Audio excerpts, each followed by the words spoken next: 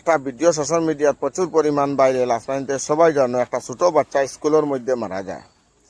সিসিটিভির প্রত্যক্ষ দেখা গেছে যে এই ম্যাডাম দুইজন দায়ী। কারণ হলে এই ম্যাডাম দুইজন থাকা অবস্থায় একটা বাচ্চা মারা গেছে। ম্যাডাম হলে যদি গুরুত্ব দিতে আজকে এই বাচ্চাটা মারা যায় না। তার লগে ছোট আরো বাচ্চা যে ম্যাডামে ডাকিতরা, তারপরেও ম্যাডামে ফিরিয়েও চাইতরা না।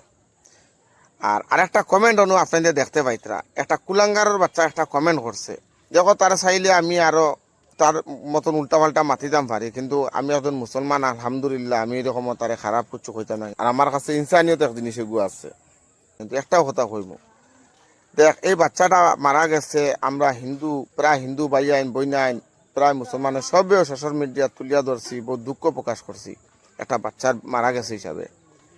কিন্তু একটা কথা কই নানি, ना हिंदू बुरे हैं ना मुसलमान बुरे हैं, बुरे तो वही है जिसका पास इंसानियत नहीं है।